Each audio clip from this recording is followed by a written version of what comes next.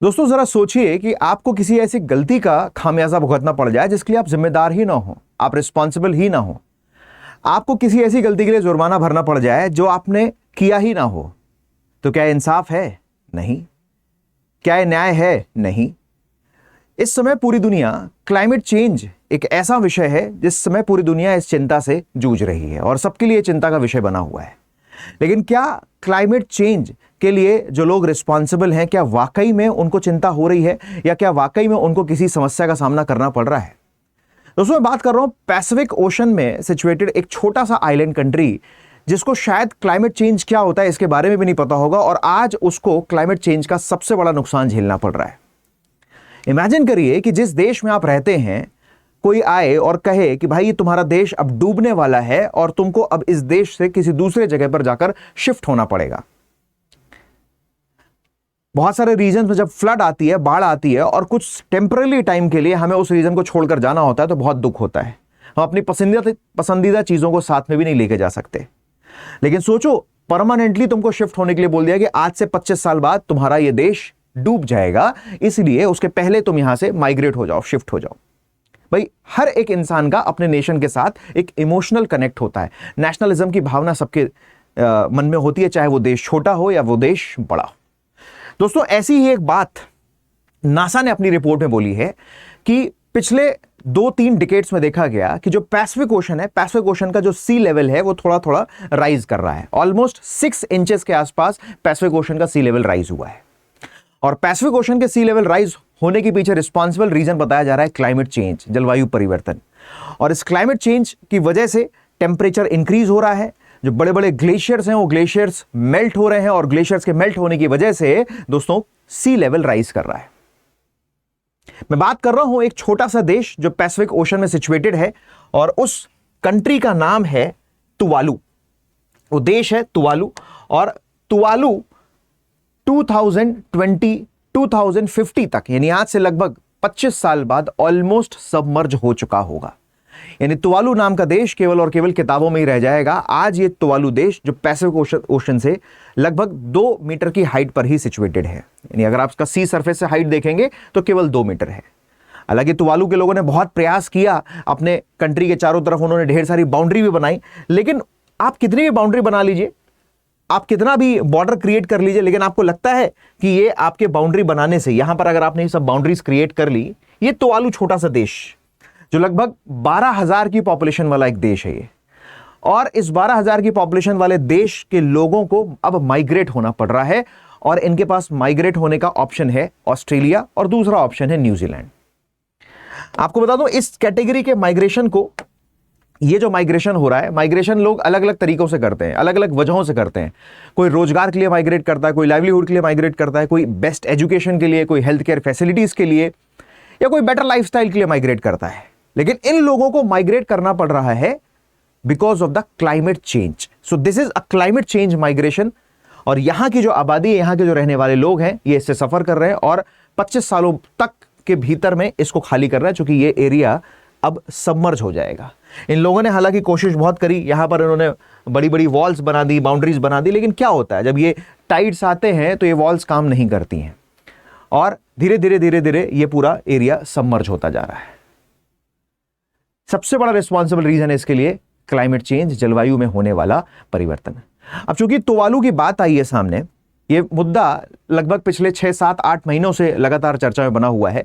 Recently अभी चर्चा में इसलिए बना हुआ है क्योंकि ऑस्ट्रेलिया और तुवालू के बीच में एक ट्रीटी साइन हुई है और उस ट्रीटी को लेके ऑस्ट्रेलिया की गवर्नमेंट का एक स्टेटमेंट आया कि हम एक बार में ही पूरे 12,000 लोगों को अपनी कंट्री में शिफ्ट नहीं करेंगे और जहां पर हमें ऑस्ट्रेलिया में जो पोजीशन पर हमें शिफ्ट करना होगा केवल उसी लोकेशन पर हम शिफ्ट करना चाहेंगे। वैसे आप देखें, अगर ऑस्ट्रेलिया की ज्योग्राफी को भी आप देखें और ऑस्ट्रेलिया की अगर हैबिटेशन को आप देखोगे तो ऑस्ट्रेलिया के जो मैक्सिमम बड़े बड़े शहर हैं वो सब कोस्टल रीजन्स में ही हैं, बिकॉज ऑस्ट्रेलिया का जो सेंट्रल लैंड है ये तो पूरा डेजर्ट है, मरुस्थलीय क्षेत्र है। तो कौन इस डेजर्ट रीजन में जाके बसना चाहेगा? लेकिन ऑस्ट्रेलिया गवर्नमेंट के एक अधिकारी ने कहा कि यहां से अलग अलग देशों से जो आने वाले लोग हैं, फिलहाल फिलहाल तुवालू से जो आने वाले लोग हैं, हम उनको उन जगहों पर बसाएंगे जहां पर हमें अपनी इकोनॉमी डेवलप करनी है या जहां पर हमें अपने हैबिटेशन को और इंप्रूव करना है। ऑलरेडी जो डेवलप्ड उनके सिटीज हैं, चाहे वो सिडनी हो, मेलबर्न हो या कैनबरा हो या फिर इधर पर्थ हो, यहां पर तो ऑलरेडी बहुत सारे लोग रह रहे हैं। इसी वजह से ये मसला एक बार फिर से चर्चा में आ गया। तुवालू के लोग तो परेशान है ही है कि क्यों हमें शिफ्ट होना पड़ रहा है, जिसके लिए हमने गलती ही नहीं करी। ग्लोबल वार्मिंग का इंपैक्ट आज तुवालू के लोगों को झेलना पड़ रहा है, जबकि उसके लिए वो रिस्पॉन्सिबल भी नहीं है। रिस्पॉन्सिबल कौन है? बहुत सारे डेवलप्ड कंट्रीज, और डेवलप्ड के अलावा भारत और चाइना जैसे डेवलपिंग कंट्री भी हालांकि इसके लिए रिस्पॉन्सिबल है। तुवालू की ज्योग्राफिकल लोकेशन अगर आप देखोगे तो ये कंप्लीट जो मैप आपको दिखाई दे रहा है, इसको बोलते हैं ओशिनिया, ठीक। और ओशिनिया के इस मैप में आप देखोगे तो ये जो पर्टिकुलर रीजन है जहां पर लिखा हुआ है तुवालू, है ना, कैटेगोरिकली आप देखोगे तो तुवालू पॉलिनेशिया में सिचुएटेड है। अब ओशिनिया के 3 पार्ट हैं। दिस इज माइक्रोनेशिया, ये वाला जो पूरा रीजन दिख रहा है आपको, this is Micronesia, this is complete Polynesia, और ये है आपका यहां पर मेलानेशिया, ठीक। तो ओशिनिया 3 पार्ट से डिवाइडेड है। First is Micronesia, second is Polynesia and third one is Melanesia. तो तुवालू कहां पर लोकेटेड है? तो याद रखना है आपको, तुवालू है पॉलिनेशिया में। पॉलिनेशिया में और भी आसपास है, जैसे समाओ है पॉलिनेशिया में, यहां पर आपको वनातू दिखेगा, ये फिजी पे दिखेगा, ये समाओ दिख रहा है, किरबाती है, सोलोमन आइलैंड है, और भी बहुत सारे आपको छोटे छोटे आइलैंड यहां पर मिलेंगे माइक्रोनेशिया, मेलानेशिया और पॉलिनेशिया में। तो ये तो बात हुई इसकी ज्योग्राफिकल लोकेशन की, कि तुवालू बेसिकली लोकेटेड कहां पर है, सिचुएटेड कहां पर है। लेकिन अगर तुवालू की ज्योग्राफी की बात करोगे तो तुवालू एक प्रकार का एटॉल आइलैंड है। अब आपके दिमाग में सवाल आएगा कि सर ये एटॉल क्या होता है? So atoll is a coral. Coral 3 types के कोरल होते हैं, एक फ्रिंज कोरल होता है, बैरियर कोरल होता है और एक एटॉल कोरल होता है। 3 कैटेगरी के कोरल होते हैं। मैं इसको समझाता हूं आपको, ठीक है, उसको समझाऊंगा, लेकिन उसके पहले एक बड़ा इंपॉर्टेंट डिस्कशन ये कि आप देखो, ये ऑस्ट्रेलिया और तुवालू के हेड ऑफ स्टेट है, और इन दोनों के बीच में 2023 में ये ट्रीटी साइन हुई थी। और दोस्तों इस ट्रीटी को बोलते हैं फेलेपिली ट्रीटी। और इस फेलेपिली ट्रीटी के तहत बात यह हुई थी कि तुवालू में जो रहने वाले 12,000 लोग हैं, हर साल बैलेट बेसिस पे उन लोगों को ये लोग एप्लीकेशन देंगे, ऑस्ट्रेलिया की गवर्नमेंट उस एप्लीकेशन को एक्सेप्ट करेगी, और हर साल कुछ लोगों को ऑस्ट्रेलिया पीआर देगी। PR means permanent residence. किसको? तुवालू में रहने वाले लोगों को। तुवालू के जो लोग ऑस्ट्रेलिया नहीं जाना चाहते, उनके पास दूसरा ऑप्शन होगा कि वो न्यूजीलैंड चले जाएं, राइट। बट मैक्सिमम लोगों ने जो एप्लीकेशन दिया है वो ऑस्ट्रेलिया जाने का दिया हुआ है। लेकिन फिर भी समझिए ना, आप एक ऐसे व्यक्ति का दुख समझिए जो अपने देश से बहुत प्यार करता है, जिसको अपने जमीन से बहुत लगाव है, और उसने कोई गलती भी नहीं करी, उसके बावजूद भी उसको अपना देश छोड़कर जाना पड़ रहा है। हालांकि तुवालू की बहुत सारी ऐसी पॉपुलेशन है जो ओल्ड एज पॉपुलेशन, वो कह रही है हम जाके वहां करेंगे क्या, क्योंकि कुछ समय बाद ये आइलैंड सबमर्ज हो या ना हो, हमारा तो जीवन वैसे ही समाप्त हो जाएगा, राइट। तो बहुत सारे लोगों के इमोशंस भी सामने आ रहे हैं और बहुत सारे लोग इसमें शिफ्ट भी करना चाह रहे हैं, राइट। तो ये एक तो याद रखिएगा आप, फेलेपिली ट्रीटी हुई है ऑस्ट्रेलिया और तुवालू के बीच में। अब अगर हम तुवालू की ज्योग्राफी को समझें, एक बात ये भी देख लीजिएगा, 2025 को यूनाइटेड नेशंस ने इंटरनेशनल ईयर ऑफ ग्लेशियर्स के रूप में भी डिक्लेयर किया है।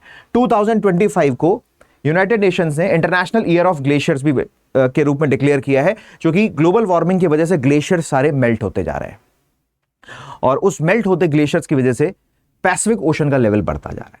अब मैं बात कर रहा हूं आप लोगों से तुवालू की जरा ज्योग्राफी देख लेते हैं। बेसिकली आप देखोगे तो तुवालू सिचुएटेड है पैसिफिक ओशन में, राइट। और पैसिफिक ओशन है ring of fire. Ring of fire जो लोग नहीं जानते उनको बता देता हूं कि रिंग ऑफ फायर मतलब ये एक ऐसा जोन है जहां पर बहुत सारे वॉल्केनिक इरप्शंस होते रहते हैं। इस पूरे के पूरे पैसिफिक ओशंस में। तो जिस पूरे रीजन में पैसिफिक ओशन में वॉल्केनिक इरप्शन होते हैं, उस पूरी रिंग को पैसिफिक रिंग ऑफ फायर के नाम से जानते हैं। और उसी पैसिफिक रिंग ऑफ फायर के बीच में सिचुएटेड है ये तुवालू, राइट। आप देखोगे तुवालू में बहुत सारे एटॉल्स हैं। अब आपके पास सामने एक नया क्वेश्चन आएगा कि सर ये एटॉल क्या होता है? तो एटॉल एक काइंड ऑफ कोरल रीफ है। एटॉल एक प्रकार का कोरल रीफ है, प्रवाल भित्ति जिसको हम हिंदी में बोलते हैं, और दोस्तों ये प्रवाल भित्ति 3 प्रकार के होते हैं, जो कोरल्स होते हैं 3 कैटेगरी के कोरल्स होते हैं। नंबर 1 समझिएगा, एक तो होता है फ्रिंज, दूसरा होता है बैरियर और तीसरा होता है एटॉल। 3 कैटेगरी के कोरल्स होते हैं, ठीक है। जो फ्रिंज होते हैं, फ्रिंज जैसे मान लीजिए फॉर एग्जांपल आपको समझा देता हूं कि ये है आपका लैंड एरिया, ठीक है, और इस लैंड एरिया के नियर बाय एरिया में, लैंड एरिया के नियर बाय एरिया में अगर आपको इस प्रकार से कुछ दिखाई दे रहा है तो ये तो कहलाता है, इसको हम बोलते हैं फ्रिंज, इसको बोलते हैं फ्रिंज रीफ। इस एरिया से थोड़ा सा और दूर जाके अगर आपको ये कोरल्स मिलते हैं तो इसको हम बोलते हैं बैरियर, ठीक। और यहां से थोड़े दूर में एक ऐसा रिंग शेप में जो आपको कोरल मिलता है, रिंग शेप में जो आपको कोरल मिलता है, इसको हम कहते हैं एटॉल। तो रिंग शेप के जो कोरल्स होते हैं उसको हम एटॉल कहते हैं। तो बेसिकली जो तुवालू है ये बहुत सारे रिंग शेप के कोरल से ही, रिंग शेप के जो कोरल्स हैं जिनको हम एटॉल कहते हैं उससे बना है। जैसे इंडिया में एग्जांपल आप देखोगे तो लक्षद्वीप भी कोरल आइलैंड है और Lakshadweep is also an example of atoll. 3 category के कोरल्स होते हैं, फ्रिंज, बैरियर एंड एटॉल। ये एटॉल का एग्जाम्पल है, राइट। आप देखोगे तो यहां पर जैसे आपने देखा होगा नैनोमिया एटॉल एक आपको देखने को मिल रहा है। फिर आपने अक्सर ये नाम सुना है फुनाफुटी एटॉल, ठीक है। ये कैपिटल एटॉल है तुवालू का जिसको हम फुनाफुटी एटॉल कहते हैं। तो 60% एटॉल्स ऑलरेडी डूब चुके हैं, राइट। 60% एटॉल्स ऑलरेडी डूब चुके हैं। ये जो आपको नीचे पिक्चर दिख रही है ये बेसिकली है कोरल रीफ, इसी को हम कहते हैं, ये है कोरल रीफ। कोरल रीफ कैसे बनती है? तो कोरल रीफ बनती है कोरल पॉलिप्स से। कोरल पॉलिप्स क्या है? It is nothing but a calcium carbonate. और कोरल एंड एल्गी के बीच में सिम्बायोटिक रिलेशन होता है। कोरल और एल्गी के बीच में सिम्बायोटिक रिलेशन होता है, एक सहजीवी संबंध होता है, और उस सिम्बायोटिक रिलेशन की वजह से ये सब डेवलप्ड होते हैं और कलरफुल्स होते हैं, ठीक। इनको अगर आपको ये कलरफुल दिखाई दे रहे हैं इस वजह से चूंकि एल्गी एंड कोरल्स के बीच में सिम्बायोटिक रिलेशन। तो कोरल्स क्या है? कोरल तो पॉलिप्स हैं, ठीक। हिंदी में उसको मूंगा चट्टाने कहते हैं जो कैल्शियम कार्बोनेट से बनी हुई है। और एल्गी आप जानते हैं, तो एल्गी और कोरल्स के बीच में सिम्बायोटिक रिलेशन है। एल्गी एक का एग्जांपल ले सकते हो आप, ज़ूज़ेंथेलाई। तो ज़ूज़ेंथेलाई एल्गी है और कोरल्स के बीच में सिम्बायोटिक रिलेशन, और उनके सिम्बायोटिक रिलेशन की वजह से जो कलरलेस कोरल्स होते हैं, बिकॉज ये कैल्शियम कार्बोनेट से बनते हैं, तो कैल्शियम कार्बोनेट से बनते हैं तो एक्चुअल में तो इनको व्हाइट होना चाहिए, but they are not white. You will see the different kind of colours in this coral reef. अलग अलग आपको कलर्स दिखाई दे रहे हैं। तो अलग अलग कलर इसलिए दिख रहे हैं आपको बिकॉज जो ज़ूज़ेंथेलाई एल्गी है और जो कोरल है उसके बीच में सिम्बायोटिक रिलेशन है। तो एल्गी क्या कर रहा है? एल्गी फोटोसिंथेसिस के थ्रू इनको फूड प्रोवाइड कर रहा है, और एल्गी को जो कोरल्स हैं वो हैबिटाट प्रोवाइड कर रहे हैं। तो दोनों एक दूसरे की जरूरतों को पूरा कर रहे हैं, और इसीलिए इनका रंग आपको हरा भरा दिखाई दे रहा है। जिस दिन इनके बीच में सिम्बायोटिक रिलेशन खत्म हुआ एल्गी एंड कोरल्स के बीच में, आप देखो ये वापस जो कलरफुल कोरल्स हैं ये कलरलेस कोरल में कन्वर्ट हो जाएंगे। और क्यों संबंध क्यों टूटता है? संबंध इसलिए टूटता है एल्गी और कोरल के बीच में, यही क्लाइमेट चेंज की वजह से। ओशन के वाटर का टेम्परेचर बढ़ जाना, ओशन के वाटर की सैलिनिटी बढ़ जाना, या फिर लेवल अप एंड डाउन हो जाना, उसकी वजह से इनके बीच में रिलेशन टूटता है। तो बेसिकली आप देखोगे तो तुवालू आपका एक प्रकार का एटॉल आइलैंड है, ठीक है। यहां पर बहुत सारे एटॉल्स हैं जो मैंने आपको बताया। एटॉल क्या होता है याद रखना, आपके एग्जाम में यहां से क्वेश्चन शायद कभी पूछ लिया जाए, ठीक है ना। ये आपके लिए इंफॉर्मेशन इंपॉर्टेंट है, ठीक। जैसे आप देखोगे कि इस एटॉल का भी फॉर्मेशन कैसे होता है। सर ये कैसे एटॉल बन गए? सो ये तो तुम देख रहे हो ना, ये ओशन का बेस है। अब ऐसा तो नहीं होगा ना कि तुम आप में से बहुत सारे ऐसे लोग होंगे जो बीचेस पर गए होंगे कई बार, तो यूं तो नहीं होता ना कि आप जैसे ही किसी बीच पर पहुंचे और आपने एक कदम आगे रखा आप सीधे फेल डाउन हो गए और नीचे चले गए, गिर गए, पानी में डूब गए जाके। नहीं, ऐसा स्लोप होता है और धीरे धीरे धीरे धीरे धीरे जेंटल स्लोप होता है, और ऐसे जेंटल स्लोप के थ्रू आपका ओशन की गहराई बढ़ती जाती है, होता है ना ऐसा। ऐसे ही यहां पर ओशन का बेसिन भी है। जैसे तुम देखते होगे कि ये आप जैसे नीचे आते हो, यहां पर ये लैंड एरिया है, कॉन्टिनेंट्स है, ये कॉन्टिनेंट्स है। कॉन्टिनेंट से जैसे तुम आगे आते हो तो सबसे पहले मिलता है तुमको एक कॉन्टिनेंटल शेल्फ, ठीक है, जहां पर गहराई बहुत ज्यादा नहीं होती है। 200 मीटर के आसपास कॉन्टिनेंटल शेल्फ की गहराई होती है। शेल्फ से आप जब नीचे आते हो तो यहां पर स्लोप ग्रेडियंट यानी ढाल तुमको और बढ़ा हुआ मिल जाएगा। तो लगभग आप मान के चलो 200 मीटर से 3000 मीटर की डेप्थ आपको ये कॉन्टिनेंटल स्लोप में देखने को मिलती है। शेल्फ, उसके बाद आता है स्लोप। अच्छा, स्लोप के बाद ये जो पूरा नीचे जो आप रीजन देख रहे हो ना, इसको बोलते हैं हाइपाबेसल प्लेन। आई मीन आसान भाषा में अगर मैं आपको समझाऊं तो ये महासागर का मैदान है, बेस है पूरा महासागर का, है ना। और यही सबसे ब्रॉड होता है, यही सबसे बड़ा होता है और यही सबसे गहरा भी होता है। और इसी ओशनिक फ्लोर में आपको पता है कि ये ओशनिक फ्लोर आपको दिखाई दे रही है, इसी ओशनिक फ्लोर में बहुत सारी टेक्टोनिक एक्टिविटीज होती हैं, ज्वालामुखी गतिविधियां होती हैं, बहुत विवर्तनिक गतिविधियां होती हैं। और इन टेक्टोनिक एक्टिविटीज की वजह से वॉल्केनिक इरप्शन होता है। आपको पता है कि नीचे अर्थ के क्रस्ट में, सबसे ऊपर क्रस्ट में लिथोस्फीयर, लिथोस्फीयर के नीचे मौजूद है एस्थेनोस्फीयर, और एस्थेनोस्फीयर में मौजूद है मैग्मा। उस मैग्मा से आपको पता है, उस लिथोस्फीयर, उसके नीचे एस्थेनोस्फीयर, एस्थेनोस्फीयर में मौजूद है मैग्मा। उस मैग्मा से, मैग्मा का जब इरप्शन होता है, एस्थेनोस्फीयर से मैग्मा जब बाहर निकलता है, तो आपको पता है कि अगर मान लो दो प्लेट्स के बीच में डाइवर्जेंस हो रहा है, तो यहां से बीच से मैग्मा निकलेगा, बीच से मैग्मा निकलेगा और यहां पर इधर पर आकर स्प्रेड हो जाएगा, जम जाएगा। या हो सकता है कहीं से मैग्मा निकलेगा, इस प्रकार से ऐसा क्या बन जाएगा, सी माउंट बन जाएगा। Are you getting my point? ये देख रहे हो आप, छोटे छोटे माउंटेन्स आपको बने हुए देख रहे हैं। ये कैसे आए यहां पर आए, ये देखो आप, ये क्या लिखा है, वॉल्केनिक आइलैंड, ये लिखा है, देखो आप, ये लिखा है वॉल्केनिक आइलैंड।